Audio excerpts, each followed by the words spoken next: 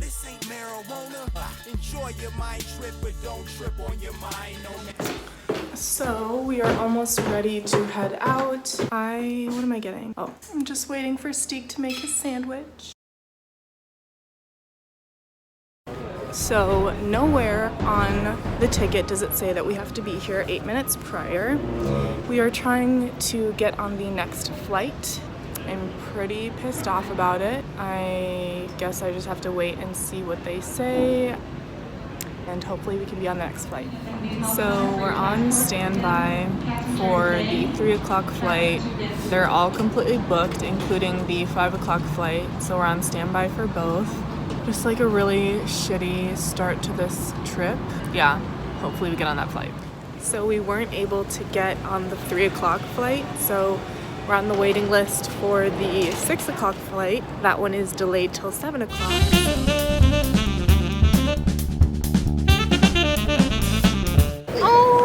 Got his mind on one thing though. Treats.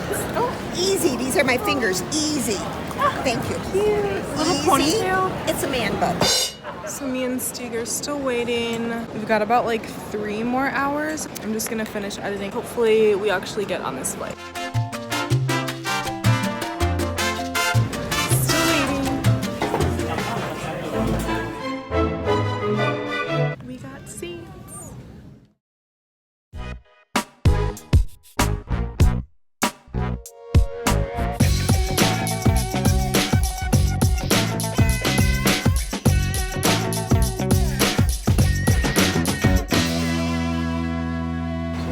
First breath of New York air.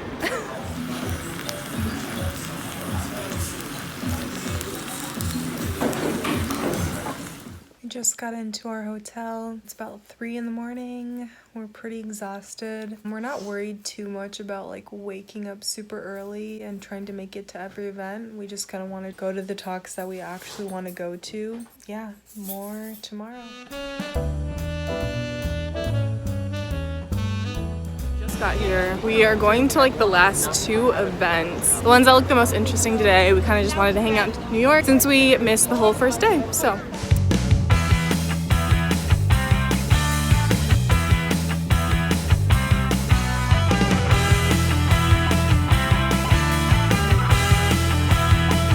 Wrong building.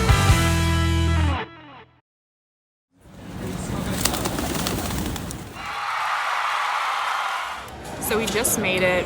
We're kind of at the end of the ketamine talk. We're just gonna kind of wait here. Yeah, I'm excited. Wow, so that last talk really like embodied every single progressive position we have on drug culture right now. I'm really excited. That was everything we were looking for. I'm excited for the talk tomorrow. It was just cool because he kind of like validated everything that we've been saying, all the ideas surrounding drug culture that we've had. So I feel very good and like we're headed in the right direction. Now, one of the factors that is less important, but it gets all of this attention, is this brain disease model of drug addiction.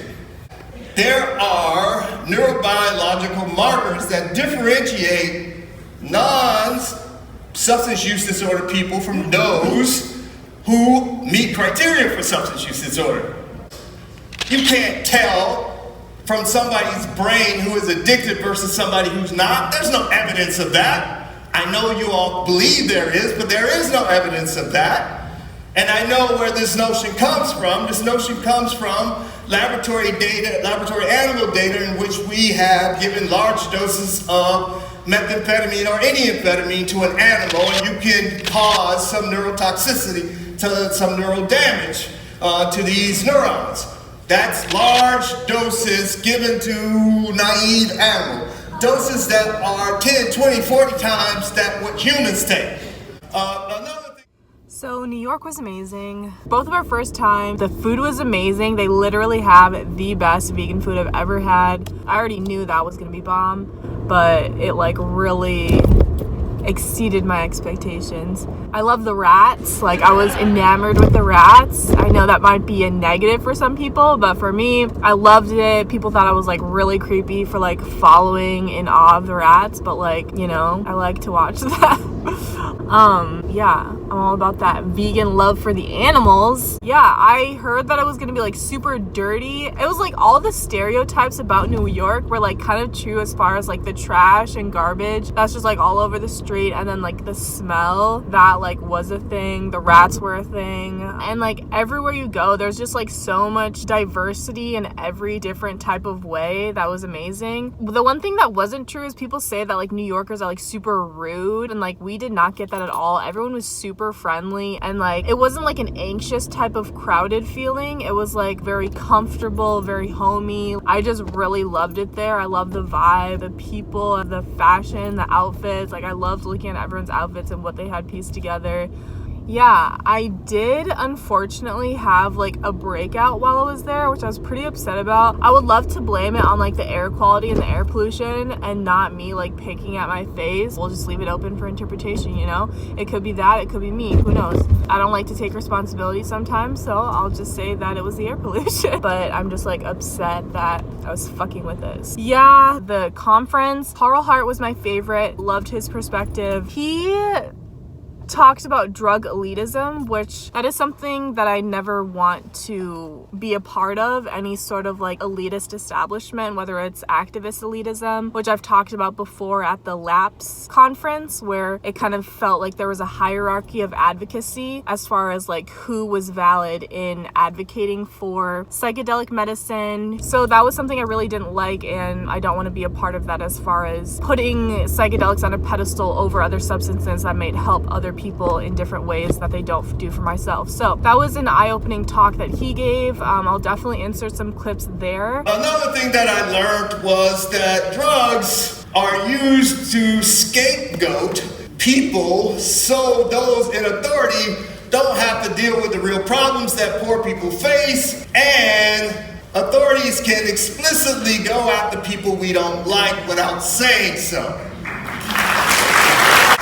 And they're also used to scapegoat by drug elitists. My drug is better than your drug. You do heroin, I do ayahuasca, I'm better.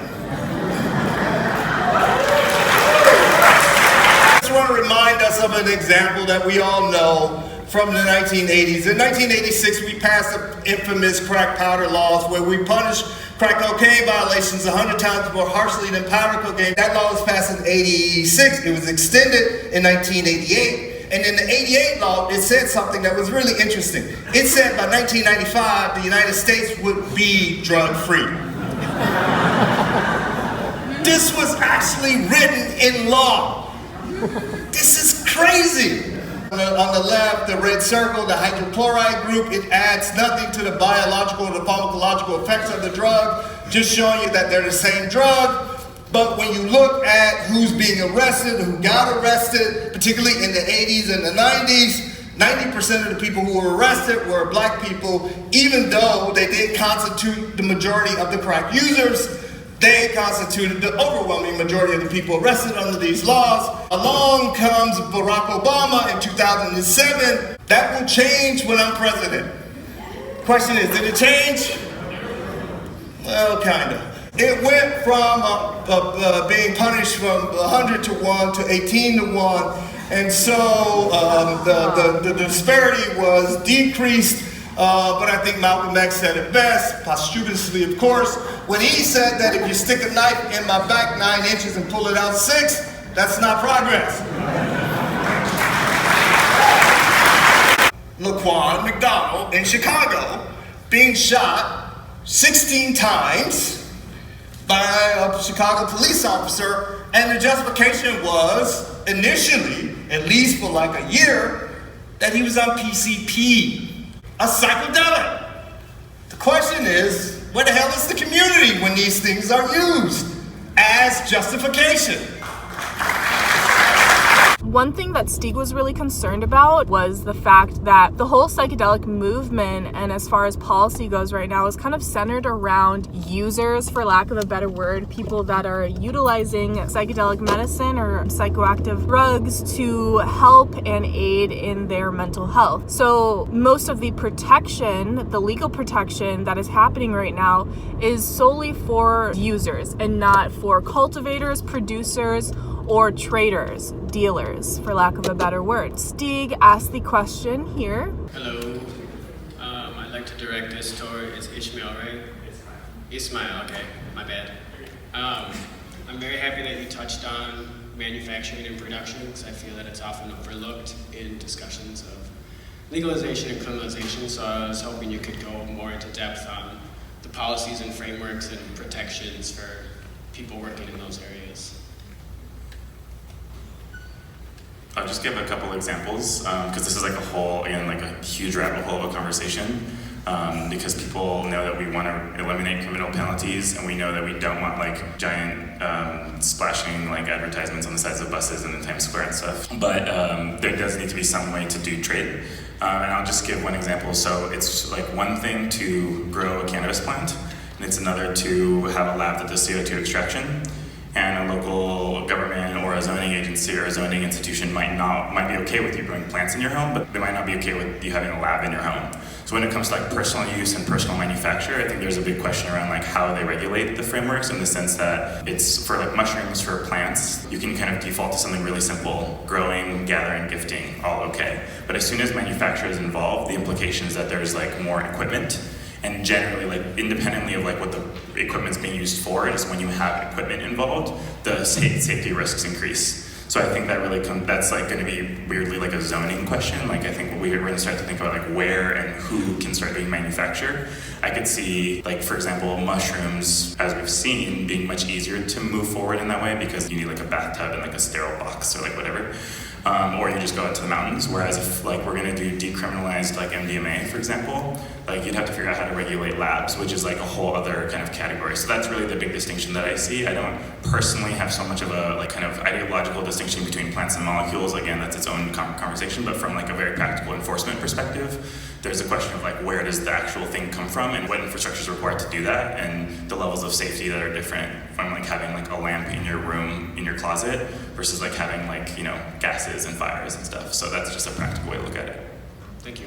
Yeah, so that is also another focus that we want to explore more, and that kind of touches on the differences between decriminalization and legalization, because legalization will cover everyone in the community. So that's definitely something to take into consideration. And this journey has changed me. It's changed me to the point that I am tired of people trying to regulate people's ability to enjoy themselves psychoactively. We should fight for implementing regulatory schemes that permit adult use. It will ensure quality control, decrease some of these deaths, certainly accidents. It'll generate jobs, and it'll be inconsistent with this notion of freedom. Americans always talk about we're the freest country in the world, and they never been anywhere. How did we get here? Well, we require people to have evidence when they speak about drugs. We also have to have respectable people who go to work every day, take care of their families. People who are pillars of their community. Come out of the closet about your drug use. Yeah, and we have to guard against this issue here, this drug elitism, thinking that your drug is better than somebody else's drug. Whatever works for that person, that's fine.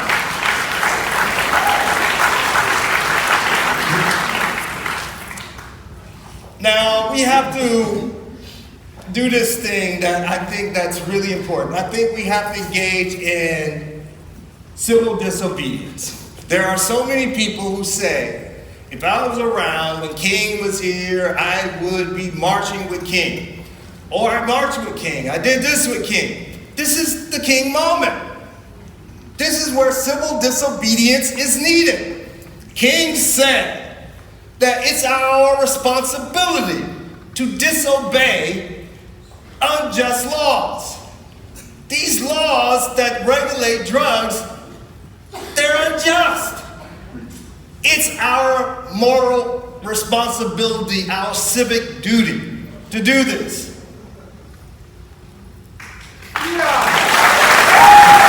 Now, I understand that as we move forward, that we have to retrain and redirect the efforts of the prohibitionists. I don't want to put people out of work. And we have created this huge law enforcement apparatus. We will have to retrain them.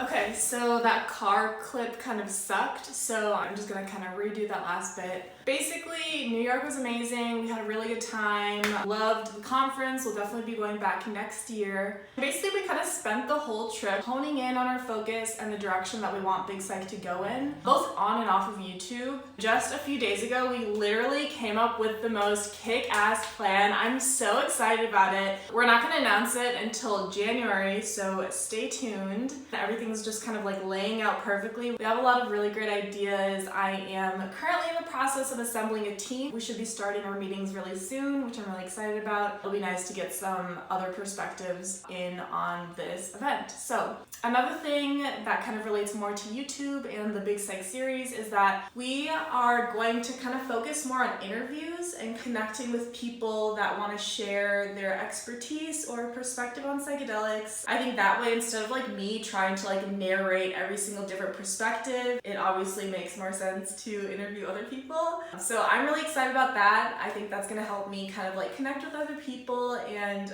really immerse myself in more of a psychedelic community. Yeah, a lot of big things coming and everything is just kind of coming together. So I'm really excited that we went on this trip and a lot of good things came out of it. So yeah, stay tuned for everything that we have to come.